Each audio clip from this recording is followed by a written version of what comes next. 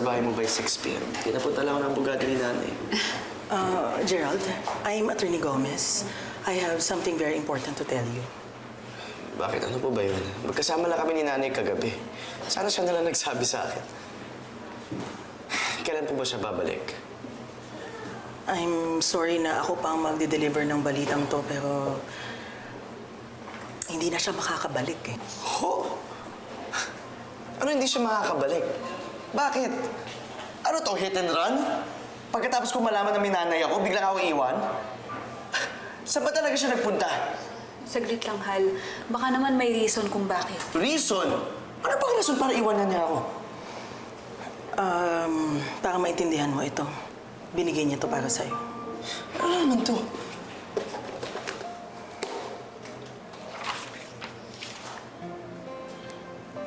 Gerald, anak.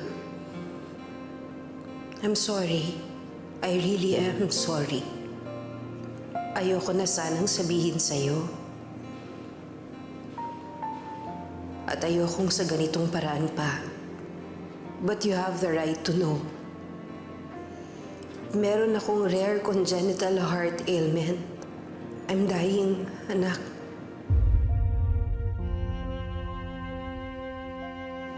Matagal kitang hinanap, anak. At sa paglipas ng mga panahon na yon, naubusan na ako ng pag-asa.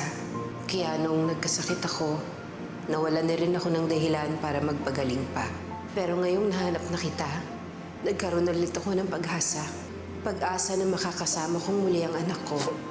Pag-asa na magiging parte ulit ako ng buhay mo. Pag-asa na gagaling pa ako. May bagong experimental procedure akong nabasa para sa sakit ko. Susubukan ko ito dahil gusto kong gumaling. Dahil ngayon, may dahilan na ako ulit. Anak, ipangako mong hindi mo ko hahanapin dahil ayoko makita mo kung ganito. Kung ano man na maging resulta, tatandaan mo na sa bawat araw na dumaan, ikaw lang ang laman ng puso at isip ko, anak. Mahal na mahal kita, anak. Until we see each other again.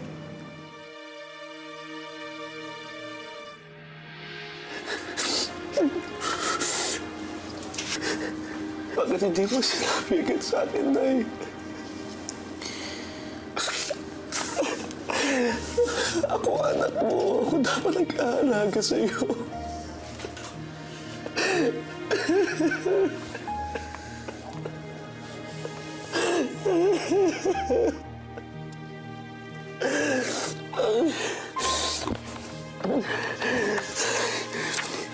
Nay,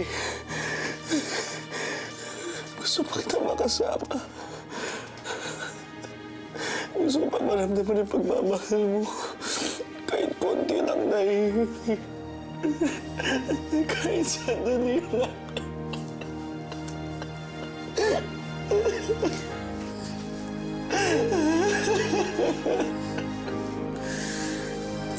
Nay.